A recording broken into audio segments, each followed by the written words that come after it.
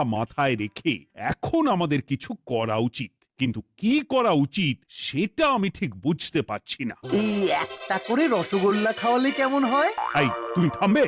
মহারাজ, আমার কাছে একটা উপায় আছে। 10 দিনের একটা মিলন মেলার আয়োজন করলে কেমন হয়? খুব বাজে হবে।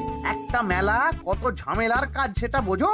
একেই কত খরচ, তার উপর আবার অনেক লোক। মোটেই না, এটা তো দারুণ বুদ্ধি দিয়েছো গোপাল, এমন কিছুই তো চাইছিলাম। দূর, আর সবকিছুই আমার বিপক্ষে মনে হয়। দিনটাই খারাপ, আমি বরং চুপই থাকি। তাহলে সবাই শোনো, 1 সপ্তাহ পর কৃষ্ণনগর এক বিরাট বড় মিলন মেলার আয়োজন করছে, আর তার জন্য লোকজনকে নিমন্ত্রণ করার কাজ দেখবে গোপাল। যথা আজ্ঞা মহারাজ। আর মন্ত্রী, ভালো করে শুনে রাখো, মেলা প্রাঙ্গণ সাজানো, ঠিকঠাক নিরাপত্তা, এসব তোমার দায়িত্ব। আচ্ছা, কিন্তু বলছিলাম যে সবকিছু ভালো করে করতে গেলে খরচও তো। ওসব নিয়ে তোমাকে চিন্তা করতে হবে না, যত খরচই হোক আমাকে বলো, আমি দেব। আরে বাস, তো দারুণ ব্যাপার। এই ফাঁকে যদি কিছু আমারও লাভ হয়ে যায়, তাহলে গিন্নির গলার হারটার কিছু একটা করতে পারবো। বেশ, তাহলে প্রত্যেকে নিজেদের কাজ শুরু করে দাও।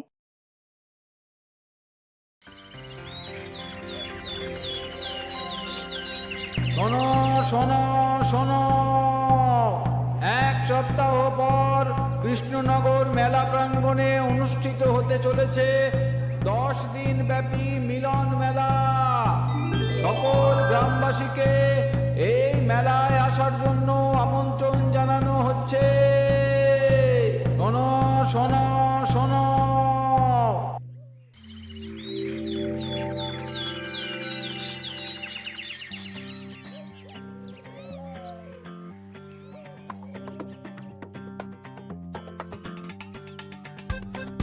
বাহ বাহ বাহ, ঠিক যেমনটা চেয়েছিলাম তেমনটাই হয়েছে। আর এসব কিছুর জন্য আমি গোপালকে ধন্যবাদ জানাতে চাই। কি যে বলেন মহারাজ, এই কৃষ্ণনগর তো আমার নিজেরই পরিবার। সেসব আমরা খুব ভালো করেই জানি গোপাল। আদিক্ষেতা একেবারে উতলে পড়ছে, এসব দেখে গা জ্বলে যায়। তোমার এই এত ভালো বুদ্ধি দেওয়ার জন্য আমি তোমাকে 50টি স্বর্ণমোহর উপহার দিতে চাই। এটা কি হলো? এরকম হলে কিন্তু আমি খেলবো না। কেন মন্ত্রী, তোমার আবার কি হলো? আমিও তো মেলার আয়োজন করেছি, তাহলে গোপাল একা কেন উপহার পাবে? সে তো মেলার জন্য অনেকেই কাজ করেছে, কিন্তু আসল বুদ্ধিটা তো দিয়েছে গোপালই। মন্ত্রী মশাইয়ের বোধহয় খুব হিংসা হচ্ছে। ঠিক আছে মহারাজ, আপনি বরং এই উপহার সকলের সাথে ভাগ করে দিন। না গো, কোনো ভাগ চাই না। তোমার উপহার তুমিই রাখো, যত সব।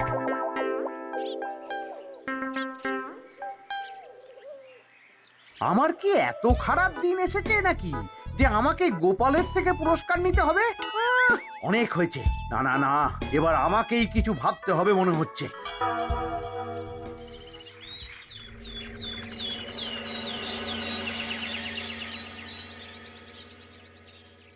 আমার আমার সব শেষ হয়ে গেল গো, সব শেষ হয়ে গেল। এবার এবার আমার কি হবে? মহারাজ, মহারাজ কিছু একটা করুন, মহারাজ কিছু একটা করুন। চিন্তা করো না, আমি দেখছি, যারা দোষী তারা শাস্তি পাবেই। কি শুরু হলো বলো তো হঠাৎ করে? এত বড় বড় চুরি ডাকাতি হয়ে গেল, অথচ কেউ কোনো টেরই পেল না। হ্যাঁ মহারাজ, আসলে রাতের বেলা যখন সবাই ঘুমিয়ে থাকে তখন এই চুরি ডাকাতিগুলো হয়, তাই কেউ কোনো শব্দ পায় না।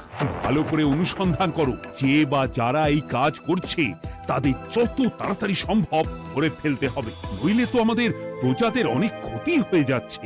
হ্যাঁ মহারাজ, আপনি কোনো চিন্তা করবেন না। কোথায় আনন্দ করে সব প্রজারা মেলা ঘুরবে তা নয়, আবার এই উটকো ঝামেলা। একটা কথা বলছি, কিছু মনে করবেন না। আসলে এই ঝামেলার কারণ হলো গোপাল। আমি ঠিক জানতাম কোনো না কোনো ভাবে আপনি আমাকে দোষ দেবেন। সত্যি তো, এসবের সাথে গোপালের কি সম্পর্ক? ওরই তো সম্পর্ক আছে মহারাজ। মেলা শুরু হলো আর তার সাথে চুরি ডাকাতিও। আর যদি গোপাল মেলার বুদ্ধিটা না দিত তাহলে রাজ্যে এত চুরি ডাকাতিও বাড়তো না। মানছি মন্ত্রী মশাই, মেলার বুদ্ধিটা আমার, কিন্তু মেলার নিরাপত্তা রক্ষা তো আপনার দায়িত্ব ছিল। যদি মেলা থেকেই এই ঝামেলা শুরু হয় তাহলে তো আপনার কাজেও ফাঁক আছে। মুখ সামলে কথা বলো গোপাল। আহ, তোমরা একটু থামবে? এখন নিজেদের মধ্যে ঝামেলা করার সময় নয়। সবাইকে একসাথে কাজ করে আসল চোর ডাকাতদের ধরতে হবে, তারপর বোঝা যাবে কার দোষ ছিল আর কার নয়।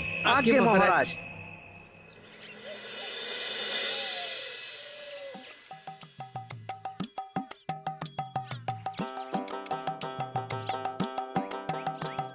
এই তো তুমি এসে গেছো। তাড়াতাড়ি মুখ হাত ধুয়ে বসো, তোমার জন্য একটা জিনিস এনেছি। বলো কি জিনিস? আরে আরে একটু অপেক্ষা করোই না, আমি আনছি। হ্যাঁ বেশ, আনো তাহলে। এই নাও, খাও। মিষ্টি দই। হ্যাঁ গো, খেয়ে দেখো তো কেমন। দারুণ সুন্দর স্বাদ তো গিন্নি। কোথা থেকে এনেছো? ভালো, মেলা থেকে এনেছি। ও জানো, বিনা পয়সায় গো। বিনা পয়সায়? তা কে দিল শুনি? আরে সুজন দইওয়ালা, বড় ভালো ছেলে। শুধু আজ নয়, ও রোজই মানুষকে ভালোবেসে না বিনা পয়সায় দই খাওয়ায়। হ্যাঁ বাবা, বেশ অবাক করা কাণ্ড। আসলে সুজনের দেশের বাড়িতে অনেক জমি জমা, গরু মোষ আছে।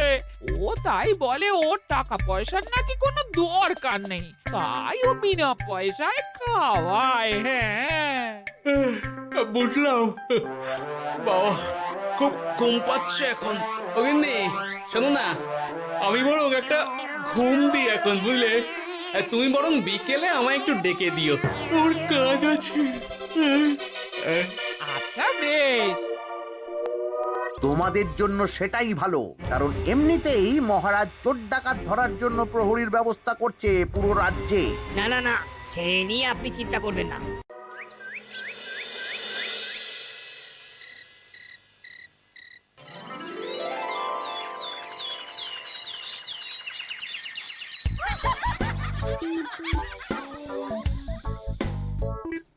কই গো, ওরে আর কতক্ষণ ঘুম হবে? সকাল তো হয়ে গেল। সে কি গিন্নি, সকাল? তোমাকে যে আমি কতবার বললাম আমাকে বিকেলে ডেকে দেবে। তা বলি কবেকার বিকেল? গতকালে না আজকে? তা তোমার বুদ্ধিতে কি বলে গিন্নি? আমার বুদ্ধি নিয়ে কথা বলো, আগে নিজের ঘুমকে দেখো। গতকাল বিকেল থেকে ডেকে ডেকে গলা ব্যথা হয়ে গেল, কিন্তু ওনার ঘুম আর ভাঙে না। হতেই পারে না। পারে না? ওদিকে কাণ্ড দেখো, রাতের খাবার পর্যন্ত পড়ে আছে। হ্যাঁ আজব কাণ্ড। যাই হোক, অনেক দেরি হয়ে গেছে বুঝলে, আমাকে এক্ষুনি রাজসভার জন্য বেরোতে হবে।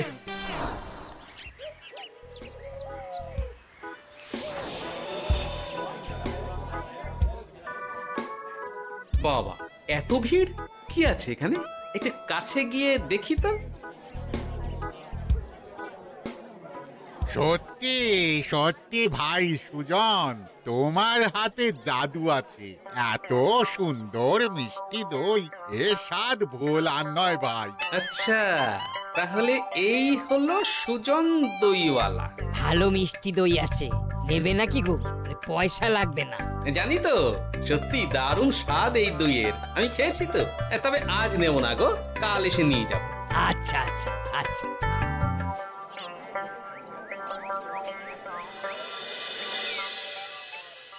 আর কোনো নতুন খবর পেলে ওই ডাকাতদের ব্যাপারে?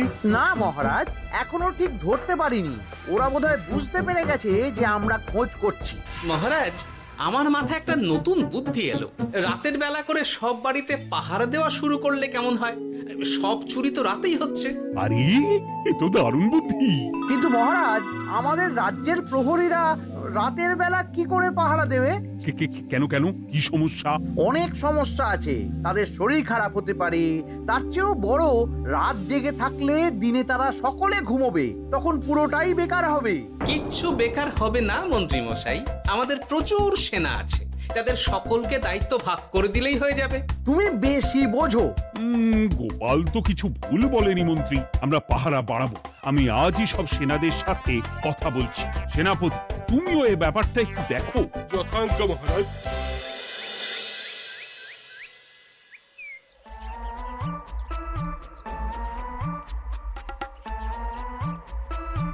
চোর ডাকাতদের ধরার জন্য যদি একটা সূত্রের হদিশ পাওয়া যায় তাহলেই কেল্লা ফতে, কিন্তু সেটাই পাওয়া যাচ্ছে না বলেই এত সময় লাগছে। আরে ওটা মন্ত্রী মশাই মনে হচ্ছে না? আড়ালে দাঁড়িয়ে এরকম কার সাথে কথা বলছে? এবার আমি যা বলছি ভালো করে শোনো। আজ রাতে মেলার পিছনের দিকে যে মাঠটা আছে সেখানে চলে এসো, বাকি কথা ওখানেই হবে। এই জায়গা নিরাপদ নয়। বেশ রহস্যজনক ব্যাপার। মেলার পিছনের মাঠ বলল না? রাতে আমাকেও দেখতে হবে কি হয় সেখানে।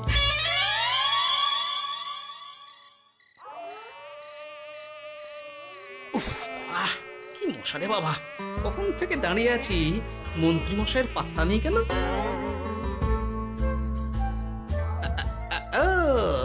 ওই তো চলে এসেছে। এই যে আমার সোনার হাটটা কই? হ্যাঁ, পই পই করে বলেছিলাম আমার ওটা চাই। আগে কি আর বলি বলুন তো, ওই হারটা আমাদের দলের প্রধানের খুব পছন্দ হয়ে গেছে, তাই কোনোভাবেই ওটা দিতে পারলাম না। কি এত বড় সাহস! আমার বলার পরেও তুমি এরকম করলে? বড় ভুল হয়ে গেছে মন্ত্রী মশাই, এবারের মতন ক্ষমা করে দিন, আর হবে না, এই কথা দিচ্ছি। তোমাদের জন্য সেটাই ভালো, কারণ এমনিতেই মহারাজ চোর ডাকাত ধরার জন্য প্রহরীর ব্যবস্থা করছে পুরো রাজ্যে। না না না, সে নিয়ে আপনি চিন্তা করবেন না, আমাদের ধরা পড়ার কোনো সুযোগই নেই, কারণ যে পরিমাণ ওষুধ আমি আমার দইতে মিশিয়ে দিই সেটা একবার যে খাবে মরার মতন ঘুমোবে। বাহ বাহ বাহ, সে তো খুব ভালো। করো করো। তার কোনো নতুন খবর পেলে? মেলা তো শেষের দিকে। হ্যাঁ পেয়েছি, পাশের গ্রামে বলরাম নামে এক বড় মহাজন আছে। পরশু তার মেয়ের বিশাল ধুমধাম করে বিয়ে। শেষ একটা বড় দান মারতে পারলেই আপনার আমার দুজনেরই শান্তি। আচ্ছা, এই ব্যাপার তাহলে। এসব কিছুর পেছনে মন্ত্রী জড়িত। এইবার বুঝতে পারছি কেন রাতের পাহারাতে ওনার এত আপত্তি ছিল। কিন্তু ওই লোকটা কে? ঠিক আছে, এখন যাও, একটু সাবধানে কাজ করো, আর আমার পাওনাটা ঠিকঠাক দিও, কেমন? সে কি সুজন দইওয়ালা? এবার আমার কাছে পুরো ব্যাপারটা পরিষ্কার হয়ে গেছে। না, কালই মহারাজকে সব জানাতে হবে, আর এদের হাতে নাতে ধরার জন্য একটা উপায় ভাবতে হবে।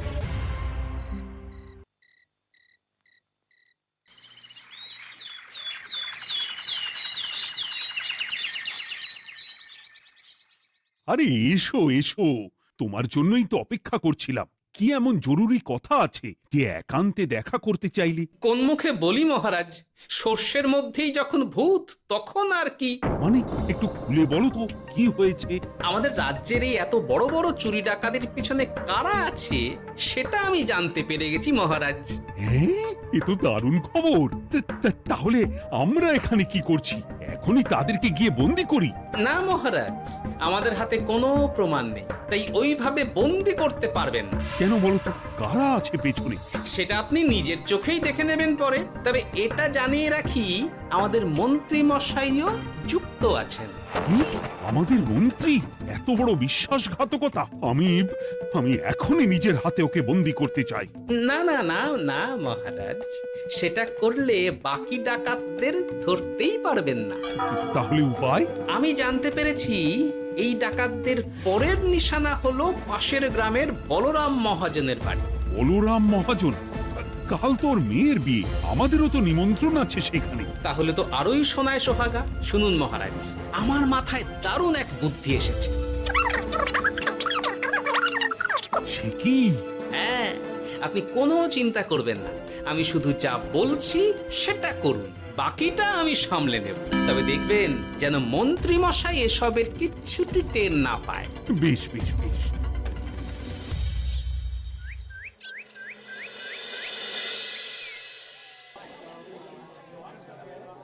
আর তো কিছুক্ষণ, এরপরেই তো সন্ধে নামবে। তোমার সবকিছু তৈরি তো? হ্যাঁ মহারাজ। আরে মহারাজ আর গোপাল কানে কানে এত কি কথা বলছে, আমাকেও জানতে হবে সেটা। ওই যে আসছে মরকটটা, আমার আর ওকে এক মুহূর্ত সহ্য হচ্ছে না। মনে হচ্ছে গুদুম গুদুম করে ওর মাথায় গাঁটটা মারি। শান্ত হন মহারাজ, দয়া করে শান্ত হন আর একটুখানি, তারপর আপনি মন্ত্রী মশাইয়ের সাথে যা ইচ্ছে করবেন। ওর আমি বরং অন্যদিকে যাই, মুখ দেখলেই আমার মাথাটা গরম হয়ে যাচ্ছে। সেই ভালো। কি হলো ব্যাপারটা? যাই হোক, আর তো কিছুক্ষণ, তারপর আমার বিশাল লাভ হবে। বরং ততক্ষণ আমি পেট পুজো করি।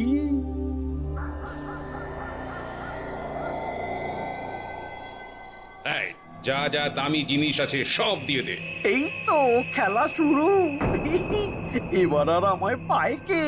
ও বাবা, এরা আবার কারা? সত্যি গোপাল দারুণ চাল চেলেছে। এই তোমরা এখানে কি করতে এসেছো? কেন, তোমরা যা করতে এসেছো? ডাকাতি? এমন তো কোনো কথা ছিল না। কার দলের লোক তোমরা? মন্ত্রী মশাইয়ের দলের লোক। এই রে, কি বলছে সব? কোথায় কোথায়? এই মন্ত্রী মশাই, এই কি বলছে এরা? আপনি দু নৌকোয় পা দিয়ে চলছে, আমরা থাকতে আপনি আরো এক ডাকাতের দলের লোককে ডেকেছেন। কি মন্ত্রী, শেষে কিনা তুমি? কি খেয়েছে রে, আর বোধহয় বাঁচতে পারবো না। কই, চুপ কেন? বলুন, মন্ত্রী মশাই সোনার হার ডাকাতি করে আপনাকে দেওয়ার জন্য এখানে ডেকেছেন। কি সোনার হার? আমাকেও তো একই কথা বলেছে। আপনি আমাদের থেকে খবর নিয়ে অন্য দলকে কাজ দিয়েছেন। এই না না, মিথ্যে কথা। কিসের মিথ্যে? আপনি ছাড়া তো আর কেউ জানতো না এখানের কথা। না গো, আমি শুধু তোমাদেরকেই কাজ দিয়েছি একদম শুরু থেকে। আর কোন ডাকাতের দলকে আমি চিনি না, আমি তো নিজেই প্রথম শুনছি। মন্ত্রী, লজ্জা করে না তোমার? তুমি আমার প্রজাদের এইভাবে ঠকাচ্ছিলে। ইয়ে মানে মহারাজ, আমি আসলে অনেক হয়েছে মন্ত্রী মশাই, আপনি ধরা পড়ে গেছেন। প্রহরী, বন্দি করো সবাইকে, আর মন্ত্রীকেও।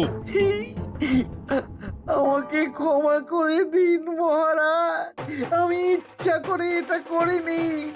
আসলে আমার গিন্নি কদিন ধরেই মহারানীর সীতাহারের মতো দেখতে হার বায়না করেছে। তার জন্য তুমি নিজেদের লোকেদের থেকেই চুরি করবে?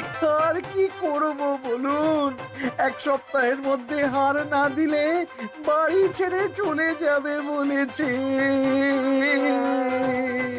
তাই আমি এখন আপনি যেটা করেছেন সেটা যদি আপনার গিন্নি জানতে পারে, তাহলেও বাড়ি ছেড়ে চলে যাবে। শাস্তি তো তোমাকে পেতেই হবে মন্ত্রী। আয়, কে আছো? শোনো, মন্ত্রীকে মুখে কালি মাখিয়ে গাধার পিঠে বসিয়ে সারা রাজ্য ঘোরাও, এটাই ওর যোগ্য শাস্তি। আর গোপাল, তোমার বুদ্ধির প্রশংসা করতেই হয়। তোমার পুরস্কার আমি কাল রাজসভায় দেব। দূর দূর, জীবনে বিয়ে করাই ভুল হয়েছে আমার।